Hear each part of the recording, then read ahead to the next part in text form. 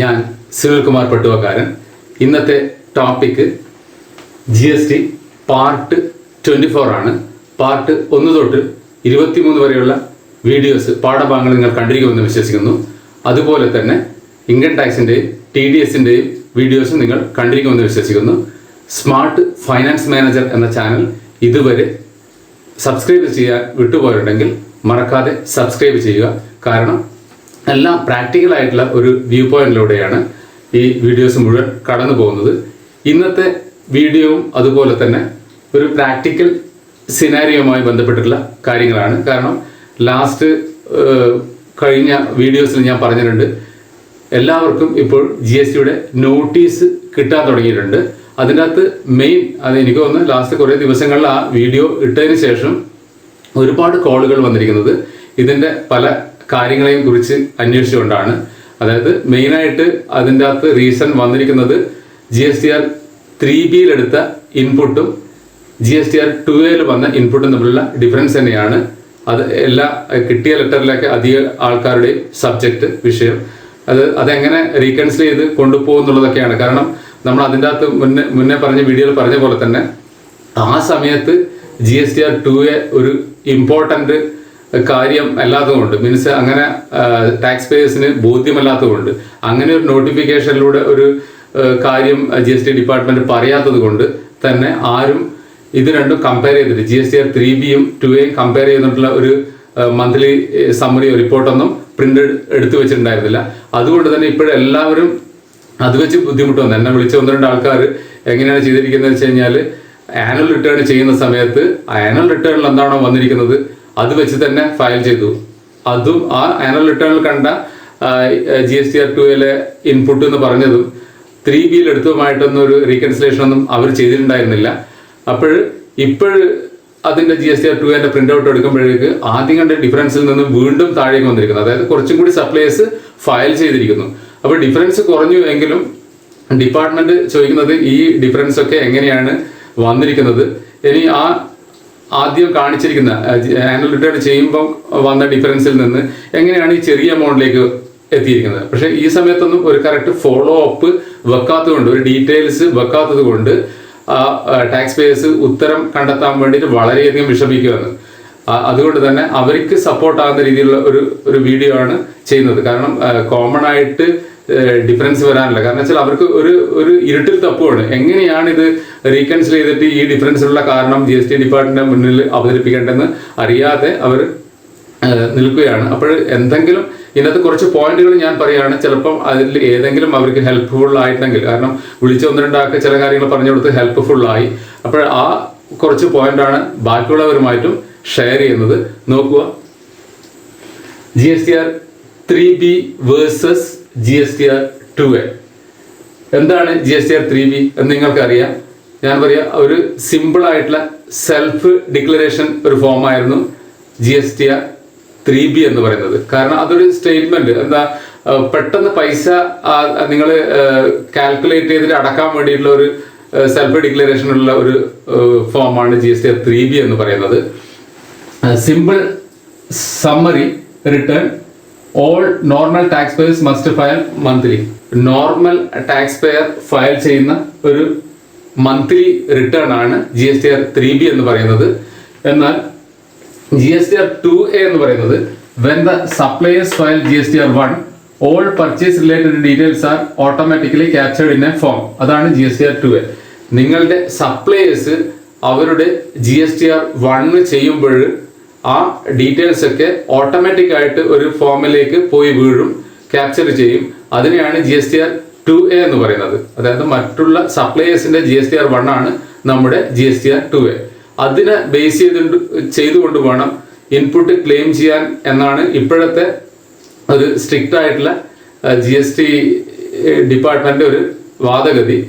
മുമ്പ് അത് പറഞ്ഞിട്ടുണ്ടായിരുന്നു, പക്ഷെ ആ തുടക്ക കാലഘട്ടം ആയതുകൊണ്ട് ഒരിക്കലും ടാക്സ് പേയേഴ്സിനോട് ഇതാണ് മെയിൻ എന്ന രീതിയിൽ അവതരിപ്പിക്കാൻ പറ്റിയിട്ടുണ്ടായില്ല. കാരണം ഒരുപാട് പ്രശ്നങ്ങൾ ആ സമയത്ത് ഫേസ് ചെയ്യുന്ന സമയത്ത്, ടാക്സ് പേയേഴ്സ് ഫേസ് ചെയ്യുന്ന സമയത്ത് അതിൻ്റെ കൂടെ ഇതും കൂടി ഇങ്ങനെ ഒരു സ്ട്രിക്റ്റ് സെൻസും കൂടി ഉണ്ട്, ഒരു സൈഡും കൂടി ഉണ്ട് എന്ന് പറഞ്ഞു കൊടുക്കാൻ വേണ്ടിയിട്ട് അല്ലെങ്കിൽ കൺവിൻസ് ചെയ്യാൻ വേണ്ടിയിട്ട് പറ്റിയിട്ടില്ല. അതുകൊണ്ട് തന്നെ ആ സമയത്ത് ആൾക്കാർ ആരും ആ ഡീറ്റെയിൽസ് ഒന്നും കീപ്പ് ചെയ്തിട്ടുണ്ടായില്ല. അതാണ് ഇപ്പോഴും ആ 17-18 ഒക്കെ സംബന്ധിച്ചിടത്തോളം ആൾക്കാർ ഫേസ് ചെയ്യുന്ന വലിയ ഒരു പ്രശ്നം. അപ്പോൾ വേറൊരു കാര്യം ശ്രദ്ധിക്കേണ്ടത് GSTR-3B എന്ന് പറയുന്നത് cannot be revised. GSTR-3B revise ചെയ്യാനും പറ്റില്ല. അതായത് വൺസ് അതിൻ്റെ അകത്ത് എന്താണോ നിങ്ങൾ ഡീറ്റെയിൽസ് കൊടുത്തിരിക്കുന്നത് അത് പിന്നെ റിവൈസ് ചെയ്യൽ ബുദ്ധിമുട്ടാണ്. റിവൈസ് റിട്ടേൺ കൊടുക്കുക ബുദ്ധിമുട്ടാണ് ഇതിൻ്റെ അകത്ത്. പണ്ടൊക്കെ നിങ്ങൾ ആദ്യ കാലഘട്ടങ്ങളിലൊക്കെ സെയിൽ ടാക്സ് ഉള്ള സമയത്തൊക്കെ നമുക്ക് ഏത് സമയത്ത് അത് റിവൈസ് ചെയ്യാൻ പറ്റിയിട്ടുണ്ടായിരുന്നു. ഇപ്പോഴുള്ള ബുദ്ധിമുട്ട് എന്ന് പറഞ്ഞാൽ GSTയിൽ അത് റിവൈസ് ചെയ്യാൻ പറ്റില്ല. ഇനി ഈ GSTയിൽ തന്നെ വേറൊരു കാര്യമുണ്ട്, മാച്ചിങ് കൺസെപ്റ്റ് എന്ന് പറഞ്ഞിട്ട്. ആ മാച്ചിങ് കൺസെപ്റ്റിലാണ് ഈ GSTR-3Bയിലൂടെ നിങ്ങൾ ക്ലെയിം ചെയ്തിരിക്കുന്ന ഇൻപുട്ടും GSTR-2A വന്നിരിക്കുന്ന ഇൻപുട്ടും ഒരേപോലെ ആയിരിക്കണം.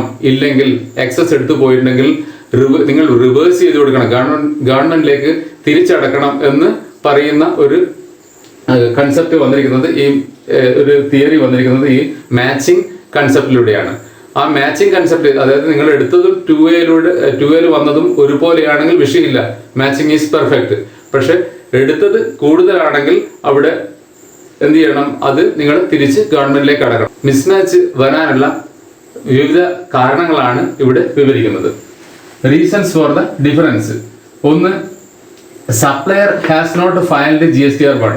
ഇനി ഇതിൻ്റെ അകത്തെ ഡിഫറൻസിനുള്ള മെയിൻ കാരണം എന്ന് പറയുന്നത് തന്നെ ഓപ്പോസിറ്റ് സപ്ലയർ ഫയൽ ചെയ്യാത്തതാണ് ഒരു പ്രധാനപ്പെട്ട കാരണം. കാരണം പലപ്പോഴും പല ആൾക്കാർക്കും പറ്റിയിരിക്കുന്നത് ഓപ്പോസിറ്റ് ഒരു നല്ല റെപ്യൂട്ടഡ് ടീം അല്ല എങ്കിൽ അവരെന്ത് ചെയ്യില്ല, അവര് ഇടത്തരം ടീമൊക്കെയാണ്, അവർക്ക് ഒരു കറക്റ്റ് ഒരു അക്കൗണ്ട്സ് ഡിപ്പാർട്ട്മെന്റ് ഇല്ല, ഫിനാൻസ് ഡിപ്പാർട്ട്മെന്റ് ഇല്ല, അല്ലെങ്കിൽ അങ്ങനെ ഒരു പോളിസി ഇല്ലാത്ത ടീമാണെങ്കിൽ അവരെന്ത് ചെയ്യും, നിങ്ങൾക്ക് GSTR രജിസ്ട്രേഷനുള്ള നല്ല ഭംഗിയായിട്ടുള്ള അടിപൊളിയായിട്ടുള്ള ബില്ലൊക്കെ തരും.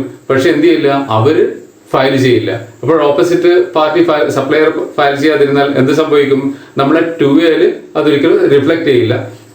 അപ്പോൾ ഡിഫറൻസ് ഉള്ള ഒരു മെയിൻ പ്രധാന കാരണം എന്തായിരിക്കും, സപ്ലയർ ഫയൽ ചെയ്യാത്തതാണ് ഒരു സുപ്രധാന കാരണം. രണ്ടാമത്തത്, suppliers credit note you adjusted with your output.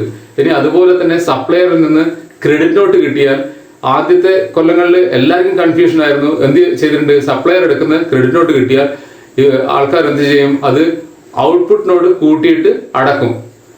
ശരിക്കും പറഞ്ഞാൽ എന്ത് ചെയ്യണം, അത് ഇൻപുട്ടിന്ന് കിഴിക്കുകയായിരുന്നു വേണ്ടത്. പക്ഷെ അതിന് പകരം പല ആൾക്കാർ എന്ത് ചെയ്തിട്ടുണ്ട്, ഔട്ട്പുട്ടോട് കൂട്ടി അടക്കം ചെയ്തിട്ടില്ല.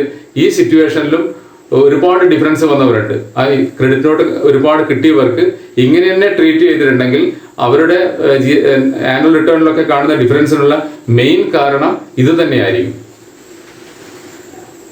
Third, ITC was not availed in the financial year when goods and services were received. ITC was not availed in the financial year when goods and services were received.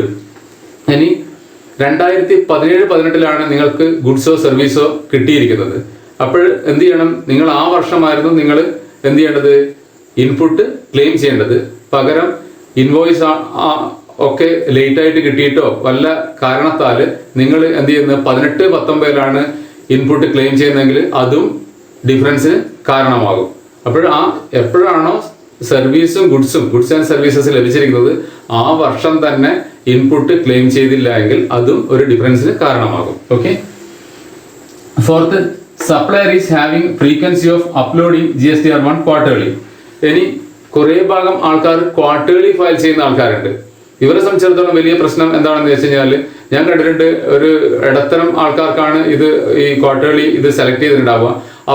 അവർക്കൊരു അക്കൗണ്ട്സ് ഡിപ്പാർട്ട്മെന്റോ പെർഫെക്റ്റ് ആയിട്ടുള്ള ഒരു finance department ഒന്നും ഉണ്ടാവില്ല. അവർ എന്ത് ചെയ്യും, ഈ monthly തന്നെ പലപ്പോഴും ആൾക്കാർ ചെയ്യുന്നത് പലപ്പോഴും തെറ്റിച്ചിട്ടാണ്.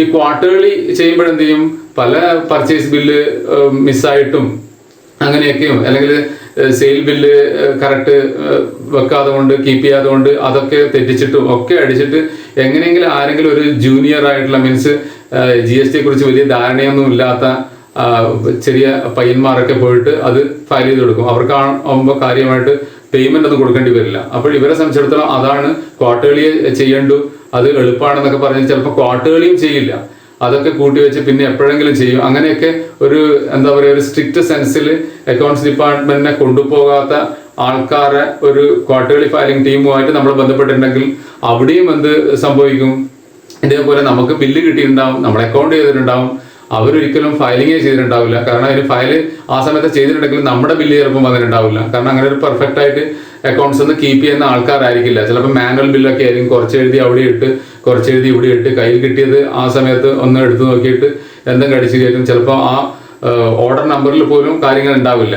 ഇപ്പം നമുക്കറിയാം ഫസ്റ്റ് മാസമാണെങ്കിൽ ഏപ്രിലാണെങ്കിലും 1 തൊട്ട് 30 ബില്ല് വരെയാണ് ഇഷ്യൂ ചെയ്തതെങ്കിൽ ആ റോ നമ്പറിൽ വരുന്ന പെർഫെക്റ്റ് ആയിട്ട് 1 തൊട്ടിട്ട് 30 നമ്പർ പോലും ഉണ്ടാവില്ല.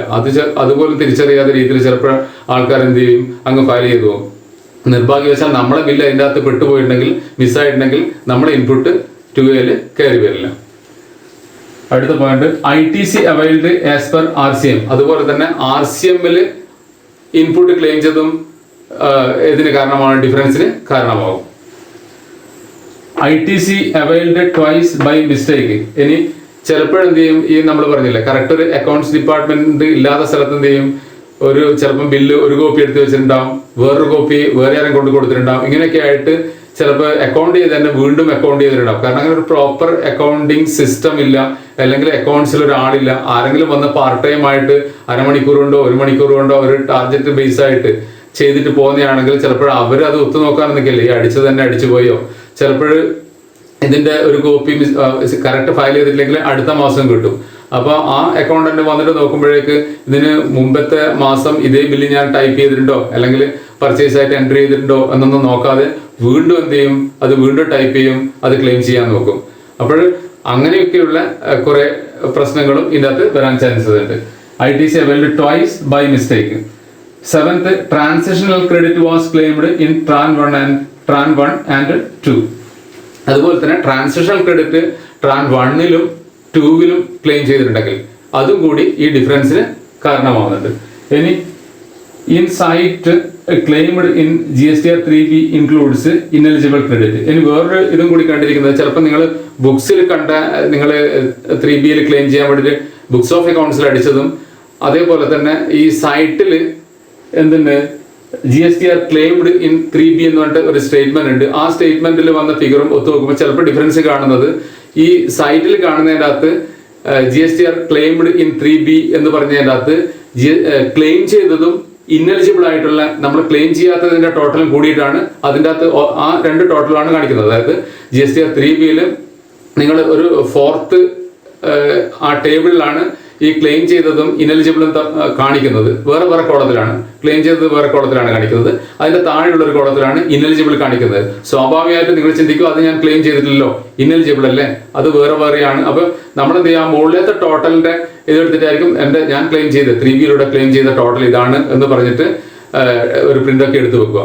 അതേസമയം അത് സൈറ്റിൽ കയറിയിട്ട് ഈ കമ്പാരിസൺ ആയിട്ടുള്ള ഒരു സ്റ്റേറ്റ്മെന്റ് ഉണ്ട്. അതിൻ്റെ അകത്ത് ഇൻപുട്ട് ക്ലെയിംഡ് ഇൻ Gstr-3B എന്ന് പറയുന്ന ഒരു ഹെഡിൽ കാണുന്ന ആ ടോട്ടൽ നോക്കുമ്പോൾ അതിൻ്റെ അകത്ത് ഈ ക്ലെയിം ചെയ്തതും പ്ലസ് ഏത് കൂടി ഉണ്ട്, ഇൻഎലിജിബിളിന്റെ ടോട്ടലും കൂടി വരുന്നുണ്ട്. അപ്പോൾ ആ ഡിഫറൻസും കൂടി അവിടെ കാണിക്കാൻ ചാൻസ് ഉണ്ട്. അതും ഒന്ന് ശ്രദ്ധിക്കണം. ഏതെങ്കിലും നിങ്ങൾ കമ്പയർ ചെയ്യുമ്പോൾ ഇങ്ങനെ ഒരു ടോട്ടൽ, അതായത് ഞാൻ എടുത്ത ഇതിൻ്റെ അകത്ത് ഇൻഎലിജിബിൾ വന്നിട്ടില്ല, അങ്ങനെയാണെങ്കിൽ സൈറ്റിൽ ഇങ്ങനെയും കൂടി വന്നിട്ടുണ്ട്, ഇതാണോ ആ വ്യത്യാസത്തിന് കാരണം എന്ന് കൂടി നോക്കുന്നത് നന്നായിരിക്കും. അപ്പോൾ ഇത്രയും 7 കാര്യങ്ങളാണ് നമ്മളിവിടെ ഡിസ്കസ് ചെയ്തിട്ടുള്ളത്.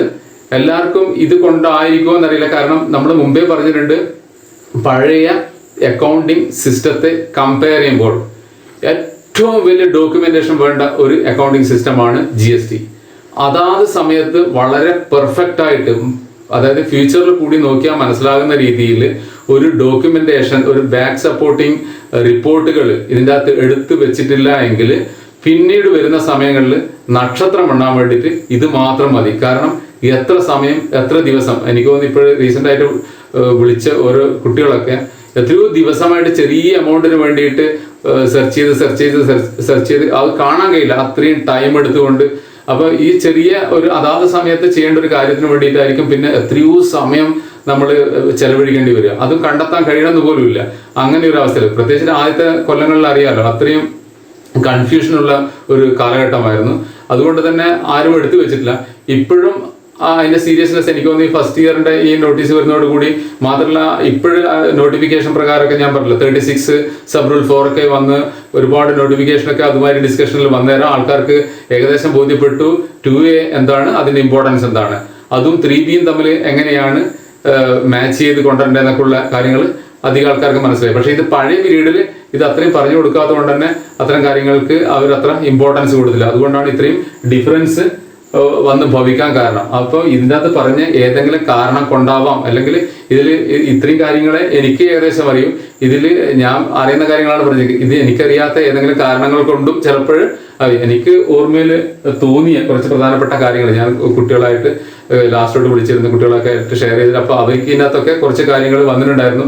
അങ്ങനെ കുറേ ഭാഗം ട്രേസ് ചെയ്യാൻ പറ്റിയെന്നൊക്കെ പറഞ്ഞുകൊണ്ട് ബോധ്യപ്പെട്ട കാര്യങ്ങളാണ് നിങ്ങളായിട്ട് ഷെയർ ചെയ്തത്. അപ്പം ഇത് ഒത്തു നോക്കുക, ഇതല്ലാത്ത വേറെ കാര്യങ്ങളും ചിലപ്പം ഉണ്ടാവാം. അങ്ങനെ ഒന്ന് റീകൺസിൽ ഒരു സ്റ്റേറ്റ്മെന്റ് ഉണ്ടാക്കി വെക്കാൻ നോക്കുക. ഓക്കെ, ഇനി നോക്കുക, ഡോണ്ട് വെയിറ്റ് ഫോർ നോട്ടീസ്. ഇനി നോക്കുക, നോട്ടീസ് കിട്ടാൻ വേണ്ടിയിട്ട് കാത്തു നിൽക്കേണ്ട കാര്യമില്ല. കാരണം വെച്ചാൽ നോട്ടീസ് കിട്ടിക്കഴിഞ്ഞാൽ അധികം പക്ഷെ എനിക്ക് വന്ന് 15 ദിവസമാണ് തോന്നുന്നു നോട്ടീസിൽ അലോ ചെയ്തിരിക്കുന്നത് എന്നാണ് ആൾക്കാർ പറഞ്ഞു കേട്ടിട്ടുള്ളത്. അപ്പോൾ ആ 15 ദിവസം നിൽക്കാതെ തന്നെ നിങ്ങൾക്ക് എന്ത് ചെയ്യാം, നിങ്ങൾക്ക് GST സൈറ്റിൽ കയറി കഴിഞ്ഞാൽ നിങ്ങളുടെ 3B നിങ്ങൾ ക്ലെയിം ചെയ്ത ഇൻപുട്ടും 2Aയിൽ വന്ന ഇൻപുട്ടും തമ്മിൽ ഡിഫറൻസ് ഉണ്ടെങ്കിൽ അത് നിങ്ങൾക്ക് തന്നെ കണ്ടുപിടിക്കാൻ പറ്റും. ഇപ്പോഴന്നെ അങ്ങനെയുള്ളവർക്ക് എന്ത് ചെയ്യുക, കയറിയിട്ട് ഒരു പ്രിന്റ് ഔട്ട് എടുത്തിട്ട് അതിനുള്ള ഡീറ്റെയിൽസ് കണ്ടുവെക്കുക. കാരണം ഓൾമോസ്റ്റ് ആൾക്കാർക്കും ലെറ്റർ കിട്ടുന്നുള്ള കാര്യം ഉറപ്പാണ്. വളരെ ചെറിയ എമൗണ്ടിന് പോലും ലെറ്റർ കിട്ടിയിട്ടുണ്ടെന്നാണ് അറിയാൻ കഴിഞ്ഞത്. അപ്പോൾ എന്ത് ചെയ്യുക, GST സൈറ്റിൽ കയറുക, GST റിട്ടേൺ ഡാഷ്ബോർഡിൽ പോവുക, എന്നിട്ട് അവിടെ ഒരു ഇയറും റിട്ടേൺ ഫയലിംഗ് പീരീഡും കാണിക്കാനുണ്ട്. അവിടെ ആ റിട്ടേൺ ഫയലിംഗ് പീരീഡിൻ്റെ എടുക്കുക, മാർച്ച് കൊടുക്കുക. അതായത് ഇയർ സെലക്ട് ചെയ്യുക, അതിന് നേർക്ക് മാർച്ച് എന്ന് സെലക്ട് ചെയ്യുക. അവിടെ ക്ലിക്ക് ചെയ്യുമ്പം comparison of liability and ITC claimed എന്നൊരു ടേബിൾ നിങ്ങൾക്ക് കാണാൻ പറ്റും. അവിടെ വ്യൂ കൊടുക്കുക. വ്യൂ കൊടുത്തു കഴിഞ്ഞാൽ ITC credit claimed and dew എന്ന് പറഞ്ഞിട്ട് ഒരു ടേബിൾ കാണാൻ പറ്റും. ആ ടേബിൾ നിങ്ങൾ പ്രിന്റ് എടുക്കുന്നതാണെങ്കിൽ അതിനകത്ത് കറക്റ്റ് കമ്പാരിസൺ ഉണ്ട്. 3Bയിലൂടെ നിങ്ങൾ എത്ര ക്ലെയിം ചെയ്തു, 2Aയിൽ എത്രയാണ് വന്നിരിക്കുന്നത്, ഇത്ര എമൗണ്ട് ആണ് CGSTയിലും SGSTയിലും ഡിഫറൻസ് വന്നിട്ടില്ല എന്ന് പറഞ്ഞിട്ട് വളരെ വ്യക്തമായിട്ട് ആദ്യത്തെ കൊല്ലമാണെങ്കിൽ 9 മാസത്തെ, അതായത് ജൂലൈ 2017 തൊട്ടിട്ട് 31 മാർച്ച് 2018 വരെയുള്ള 9 മാസത്തെ ഡീറ്റെയിൽസ് ഉണ്ട്. അതല്ലാതെ 18-19 ആണെങ്കിൽ 12 മാസത്തെയും അങ്ങനെയായിട്ട് എല്ലാ സ്റ്റേറ്റ്മെന്റും നിങ്ങൾക്ക് പ്രിന്റ് എടുക്കാൻ പറ്റും. അത് എടുത്തു കഴിഞ്ഞാൽ നിങ്ങൾക്ക് അവിടെ അപ്പോഴും തന്നെ ഡിഫറൻസ് കാണാം. ആ ഡിഫറൻസ് ഇപ്പോഴും തന്നെ സെർച്ച് ചെയ്തിട്ട്, അതായത് നോട്ടീസ് കിട്ടിയിട്ട് പറയുന്നതിന് മുമ്പ് ഇപ്പോഴും തന്നെ സെർച്ച് ചെയ്തിട്ട് എടുത്തു വെക്കുന്നതാണെങ്കിൽ ആ സമയത്ത് വളരെ എളുപ്പമായിരിക്കും. ഇനി ഇത്രയും കാര്യങ്ങളാണ് നമ്മളിപ്പോഴും പറഞ്ഞത്. അതായത് ഒന്ന് GSTR-3B എന്താണ്, GSTR-2A എന്താണ്, ഇത് GSTR-3B എന്ന് പറയുന്നത് റിവൈസ് ചെയ്യാൻ പറ്റില്ല, മാച്ചിങ് കൺസെപ്റ്റ് എന്താണ്, അതായത് 3Bയും 2Aയും തമ്മിൽ ഒത്തുനോക്കലാണ്. അപ്പോൾ അത് സെയിം ആണെങ്കിൽ പ്രോബ്ലം ഇല്ല, സെയിം അല്ലെങ്കിൽ അത് റിവേഴ്സ് ചെയ്ത് ഗവൺമെന്റിലേക്ക് അടക്കേണ്ടി വരും. ഇനി അങ്ങനെയുള്ള ഡിഫറൻസ് വരാൻ എന്തൊക്കെയാണ് കാരണം, റീസൺസ് ഫോർ ദ ഡിഫറൻസ്. ഇവിടെ 7 കാരണങ്ങൾ കോമൺ ആയിട്ട് പറഞ്ഞിട്ടുണ്ട്. പിന്നെ ഒരു സാഹചര്യവും പറഞ്ഞിട്ടുണ്ട്. കാരണം ഇപ്പോഴും സൈറ്റിൽ അങ്ങനെയാണ് കാണുന്നത്. അതായത് ഈ പറഞ്ഞ കാരണങ്ങൾ കൂടാതെ നമ്മൾ അക്കൗണ്ട്സ് ബുക്കിൽ ക്ലെയിം ചെയ്ത് മാത്രം ആണ് എടുക്കുന്നതെങ്കിൽ സൈറ്റിലെ 3Bയിൽ ഇനെലിജിബിളും ഈ ക്ലെയിമും കൂടിയിട്ടുള്ള ഒരു ടോട്ടലാണ് കാണിക്കുന്നത്. അത് അങ്ങനെയാണ് ഒന്ന് ചെക്ക് ചെയ്ത് കഴിഞ്ഞാൽ നിങ്ങൾക്കും മനസ്സിലാവും. ചിലപ്പോൾ ഇങ്ങനെയുള്ള ഈ പറഞ്ഞിരിക്കുന്ന ഇതിൽ ഏതെങ്കിലും കാരണങ്ങൾ കൂടിയിട്ടാവാം നിങ്ങളുടെ ടോട്ടൽ ഡിഫറൻസ് വന്നിട്ടുണ്ടാവുക. ഓക്കെ, അപ്പോൾ അത് കഴിഞ്ഞ് നമ്മൾ എന്ത് പറഞ്ഞു, നോട്ടീസിന് കാത്തുകേണ്ട കാര്യമില്ല. നിങ്ങളുടെ സൈറ്റ് കയറിയാൽ തന്നെ നിങ്ങൾക്ക് ഈ രണ്ടും തമ്മിലുള്ള കമ്പാരിസൺ ആയിട്ടുള്ള സ്റ്റേറ്റ്മെന്റ് നിങ്ങൾക്ക് പ്രിന്റ് എടുക്കാൻ പറ്റും. അത് വെച്ച് നിങ്ങൾക്ക് ആ ഡിഫറൻസ് അവിടെ കാണിക്കുന്നുണ്ടെങ്കിൽ അത് സെർച്ച് ചെയ്തിട്ട് അതിന്റെ സപ്പോർട്ടിങ് ഡീറ്റെയിൽസ് ഒക്കെ എടുത്തു വെക്കാൻ പറ്റും. ഇനി നിങ്ങളോട് വേറൊന്ന് ഷെയർ ചെയ്യാനുള്ളത്, software for checking GSTR-1 and 3B.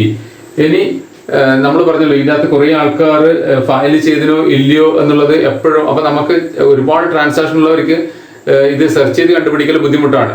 അപ്പോൾ നിങ്ങൾക്ക് എന്ത് ചെയ്യാൻ പറ്റും, നിങ്ങൾക്ക് ഒരു സോഫ്റ്റ്വെയർ ഉണ്ട്. ഗൂഗിളിൽ GSTIN search /IRIS iris peridot /verify your GSTIN /iris GST അല്ലെങ്കിൽ irisgst.com എന്ന ഒരു വെബ്സൈറ്റിൽ സെർച്ച് ചെയ്ത് കഴിഞ്ഞാൽ നിങ്ങൾക്ക് ഇങ്ങനെ ഒരു വെബ്സൈറ്റ്, ഒരു ആപ്പ് കാണാം.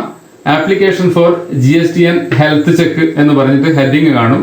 അതിൻ്റെ അകത്ത് നിങ്ങളുടെ GSTN നമ്പറോ അല്ലെങ്കിൽ നിങ്ങൾക്ക് സെർച്ച് ചെയ്യേണ്ട ആരുടെങ്കിലും GST നമ്പർ, ഇപ്പം നിങ്ങൾക്ക് നിങ്ങളുടെ ഒരു ഫേമിന്റെ 12 മാസത്തെ ഒരു കൊല്ലത്തെ മുഴുവൻ ഇന്ന വർഷത്തെ കാണണമെന്ന് വെച്ച് കഴിഞ്ഞാൽ ഇവിടെ നിങ്ങളുടെ GST നമ്പർ ടൈപ്പ് ചെയ്യുക, സെർച്ച് കൊടുക്കുക. സെർച്ച് കൊടുത്തു കഴിഞ്ഞാൽ അവിടെ താഴെ കാണിക്കും ഫയലിംഗ് ഹിസ്റ്ററി എന്ന് കാണിക്കും. അവിടെ ക്ലിക്ക് ചെയ്ത് കഴിഞ്ഞാൽ ഫൈനാൻഷ്യൽ ഇയർ എന്ന് ഒരു ഏരിയയിൽ കാണിക്കും. അവിടെ നിങ്ങൾ ഒരു ഡ്രോപ്പ് ഡൗൺ മെനു കാണും.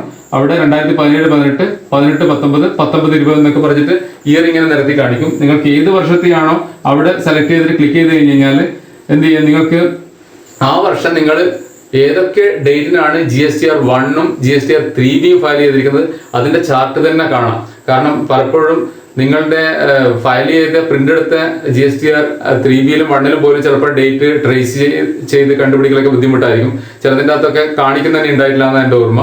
അപ്പോൾ ആ ഡേറ്റ് കണ്ടെത്താൻ വേണ്ടിയിട്ട് ഇതൊരു എളുപ്പമാർഗം ഇത് തന്നെയാണ്. ഇതിലൂടെ പോയി കഴിഞ്ഞാൽ നിങ്ങൾ ഏതൊക്കെ ഡേറ്റിനാണ് GSTR1 ഫയൽ ചെയ്തിരിക്കുന്നത്, ഓരോ മാസത്തെയും GSTR3B ഫയൽ ചെയ്തിരിക്കുന്നത് മുഴുവൻ ഡീറ്റെയിൽസ് നിങ്ങൾക്ക് എടുക്കാൻ പറ്റും. ഇത് എപ്പോഴും കൂടി യൂസ്ഫുൾ ആണ്. നിങ്ങൾക്ക് ഇനി ഒരു വരാൻ പോകുന്ന വേറൊരു ലെറ്റർ ഇൻട്രസ്റ്റിൻ്റെതായിരിക്കാം. സെക്ഷൻ 50 പ്രകാരമുള്ള ഇൻട്രസ്റ്റിനുള്ള ഒരു ലെറ്റർ വരാനുണ്ട്. അപ്പൊ അങ്ങനത്തെ ലെറ്ററൊക്കെ നിങ്ങൾക്ക് കിട്ടുകയാണെങ്കിൽ, കിട്ടാതിരിക്കട്ടെ, ഒരു ലെറ്ററും നിങ്ങൾക്ക് കിട്ടാതിരിക്കട്ടെ എന്നാണ് ആഗ്രഹം. പക്ഷെ കിട്ടുകയാണെങ്കിൽ ഈ ഡേറ്റ് ഒക്കെ സെർച്ച് ചെയ്ത്, കാരണം വെച്ചാൽ അതിൻ്റെ അകത്ത് GST ഡിപ്പാർട്ട്മെന്റ് ഒരു കാൽക്കുലേഷൻ കൊടുത്തിട്ടുണ്ടാവും. ഇന്ന ഡേറ്റിനാണ് നിങ്ങൾ ഫയൽ ചെയ്തിരിക്കുന്നത്, അതിന്റെ ഇൻട്രസ്റ്റ് വരുന്നത് ഇത്ര എമൗണ്ട് ആണ് എന്നൊക്കെ പറഞ്ഞിട്ട് ഇൻട്രസ്റ്റിന്റെ ഒരു കാൽക്കുലേഷൻ കൊടുത്തിട്ടുണ്ടാവും. അപ്പൊ ആ ഡേറ്റ് ഒന്നുകൂടി റീസെർച്ച് ചെയ്യേണ്ടെങ്കിൽ, ഒന്ന് റീചെക്ക് ചെയ്യണമെങ്കിൽ നിങ്ങൾക്ക് ഏറ്റവും എളുപ്പമുള്ളൊരു സപ്പോർട്ടിംഗ് സോഫ്റ്റ്വെയർ ആണിത്, സപ്പോർട്ടിംഗ് മാർഗമാണിത്. അപ്പോൾ ഇത് ഉപയോഗിച്ച് കഴിഞ്ഞാൽ നിങ്ങൾക്ക് ആ 12 മാസത്തെയും 1ഉം 3B എപ്പോഴാണ് ഫയൽ ചെയ്തിരിക്കുന്നത് നിങ്ങൾക്ക് പ്രിന്റ് ഔട്ട് എടുത്തിട്ട് നിങ്ങളുടെ ഫയലിൽ തന്നെ സൂക്ഷിക്കാൻ പറ്റും. എപ്പോഴും അതൊരു റെഫറൻസ് ആണ്. കാരണം ഒരു കൺസോളിഡേഷൻ ആയിട്ട് ഒരു സിംഗിൾ ഷീറ്റിൽ നിങ്ങൾക്ക് പ്രിന്റ് എടുക്കാൻ പറ്റും. അപ്പോൾ you can take print out year vice, ഓരോ കൊല്ലത്തെ വേണമെങ്കിലും പ്രിന്റ് എടുത്തിട്ട് വെക്കാൻ പറ്റും. അപ്പം ഇതിൻ്റെ അകത്ത് ഇനി വേറൊരു വലിയൊരു ഉപകാരം എന്ന് പറഞ്ഞു കഴിഞ്ഞാൽ നിങ്ങൾക്ക് സംശയമുള്ള പാർട്ടി, കാരണം ഞാൻ പറഞ്ഞല്ലോ ചില പാർട്ടികൾ വളരെ ഗംഭീരമായിട്ട് വരും, നിങ്ങൾക്ക് ബ്രോഷർ തരും, വിസിറ്റിംഗ് കാർഡ് തരും, അവരുടെ സെറ്റപ്പൊക്കെ സംസാരം കാര്യങ്ങളൊക്കെ വലിയ നിലയിലായിരിക്കും. അപ്പോൾ നിങ്ങൾ അവരുമായിട്ടൊരു ബിസിനസ് ഡീല് ഉറപ്പിക്കുന്നതിന് മുമ്പേ അവർ GST ആയിട്ട് നല്ല സ്ട്രിക്റ്റ് ആയിട്ട് അനുസരിച്ചിട്ട് പോകുന്ന ആൾക്കാരാണോ, ഫയലിംഗ് ഒക്കെ കറക്റ്റ് സമയത്തിന് ചെയ്യുന്ന ആൾക്കാരാണോ എന്ന് നോക്കിയിട്ട് അവരുമായിട്ട് ബന്ധം സ്ഥാപിക്കുന്നതായിരിക്കും നല്ലത്. അല്ലെങ്കിൽ ഇതേപോലെ തന്നെ വലിയ എമൗണ്ടിന്റെ ഇൻപുട്ടൊക്കെ നിങ്ങൾക്ക് മിസ്സാവും. പിന്നെ അവരെ വിളിക്കും, അവർ ഫോൺ എടുക്കില്ല, പിന്നെ ചെയ്യാന്നൊക്കെ പറയും. അപ്പോൾ ആദ്യം തന്നെ അവരെ ഒരു ട്രാക്ക് റെക്കോർഡ്, ഇപ്പം എനിക്ക് തോന്നുന്നു GST വന്നിട്ട് 3 വർഷമായിരിക്കുന്നു. അപ്പോൾ ഈ ബാക്ക് ഹിസ്റ്ററി എപ്പോഴാണ് തുടങ്ങിയത്, ഇപ്പോൾ ഒരു 6 മാസമായി അല്ലെങ്കിൽ എത്ര ഒരു കൊല്ലമായി എന്ന് പറഞ്ഞു കഴിഞ്ഞാൽ നിങ്ങൾക്ക് എന്ത് ചെയ്യുക, കറക്റ്റായിട്ട് അതിൻ്റെ അകത്ത് അവരെ GST നമ്പർ ചോദിച്ച് വാങ്ങിക്കുക. ഒന്ന് ഇപ്പുറം തന്നെ നിങ്ങളെ മൊബൈലിലും ഇത് ഡൗൺലോഡ് ചെയ്ത് വെക്കാവുന്നതാണ്. ആ മൊബൈലിൽ ഇപ്പുറം 2 വർത്താനം പറയുമ്പോൾ തന്നെ നിങ്ങൾക്ക് എന്ത് ചെയ്യുക, ടൈപ്പ് ചെയ്ത് കൊടുക്കുമ്പോൾ തന്നെ അവരെ മുഴുവൻ ഹിസ്റ്ററി കിട്ടും. അപ്പോൾ ഫയൽ ചെയ്യാത്ത ടീമാണെങ്കിൽ എന്ത് ചെയ്യുക, ചിരിച്ചുകൊണ്ട് നമുക്ക് എന്ത് ചെയ്യുക, സോറി നമുക്ക് വേറെ എന്തെങ്കിലും കാര്യങ്ങളൊക്കെ പറഞ്ഞിട്ട് നമുക്ക് പിരിയാം എന്നുള്ള രീതിയിൽ അവരെ നിങ്ങൾക്ക് നയത്തിൽ ഒഴിവാക്കാൻ പറ്റും. കാരണം എന്താ, GST ആയിട്ട് അപ്പം തന്നെ നിങ്ങൾക്ക് ഡീറ്റെയിൽ കിട്ടി. ഇനിയിപ്പം നിങ്ങൾ അങ്ങനെയൊന്നും നോക്കുന്നില്ല എങ്കിൽ നിങ്ങൾ എന്ത് ചെയ്യും, അവരെ കെട്ടും മട്ടും സംസാരം സെറ്റപ്പും കണ്ടിട്ട് അതിൻ്റെ അകത്ത് വീണ് പോകും. പിന്നെ നിങ്ങളുടെ ഒരുപാട് ഇൻപുട്ട് പോകും. അപ്പോൾ കാര്യമില്ലാതായിപ്പോൾ നിങ്ങൾ അവരുമായിട്ട് ബന്ധപ്പെട്ടിട്ട് വലിയൊരു നഷ്ടം നിങ്ങൾക്ക് സംഭവിക്കും. അങ്ങനെ ആ നഷ്ടം ഒഴിവാക്കാൻ വേണ്ടിയിട്ട് നിങ്ങളുടെ ക്ലയൻറ്റ് ഏത് തരത്തിലുള്ളതാണ് എന്ന് സെർച്ച് ചെയ്യാൻ വേണ്ടിയിട്ട് ഒരു ഹെൽപ്ഫുൾ ആയിട്ടുള്ള ഒരു സോഫ്റ്റ്വെയർ ആണ്. അവരുടെ GST നമ്പർ ഇവിടെ അടിച്ചു കൊടുത്ത് സെർച്ച് കൊടുത്തു കഴിഞ്ഞാൽ മുഴുവൻ ഡീറ്റെയിൽസ് ഇതേപോലെ തന്നെ നമ്മളത് കണ്ടപോലെ തന്നെ GSTR1 അവർ ഏത് ഡേറ്റിനാണ് ഫയൽ ചെയ്തിരിക്കുന്നത്, 3B എപ്പോഴാണ്. ചില അവരത് നോക്കിക്കഴിഞ്ഞാൽ 1 മാത്രം ചെയ്തങ്ങ് പോയിട്ടുണ്ടാവും. ചിലപ്പം ഏതെല്ലോ മാസത്തെ ഒരു കറക്റ്റ് ചെയ്യാണ്ടൊക്കെ വിട്ടിട്ടുണ്ടാകും. നമുക്ക് അവരുടെ ഹിസ്റ്ററി കാണാം. കാരണം വെച്ചാൽ ഏപ്രിൽ ഉള്ളത് കുറേ മാസം കഴിഞ്ഞിട്ടായിരിക്കും. അതായത് 12 റിട്ടേൺ ഫയൽ ചെയ്യേണ്ടതായി ചിലപ്പം എത്രയോ വളരെ കുറച്ചായിരിക്കും ചെയ്തിട്ടുണ്ടാവുക. അങ്ങനെയൊക്കെ ആയിട്ട് അവരുടെ എന്താ പറയുക കറക്റ്റ് ഹിസ്റ്ററി നമുക്ക് ട്രാക്ക് ചെയ്യാൻ പറ്റും. അപ്പോൾ ഇതൊരു ബെറ്റർ സോഫ്റ്റ്വെയർ ആണ്. ഇത് നിങ്ങൾക്ക് irisgst.com എന്ന് ടൈപ്പ് ചെയ്ത് കഴിഞ്ഞാൽ മൊബൈലിലും ഡൗൺലോഡ് ചെയ്യാം.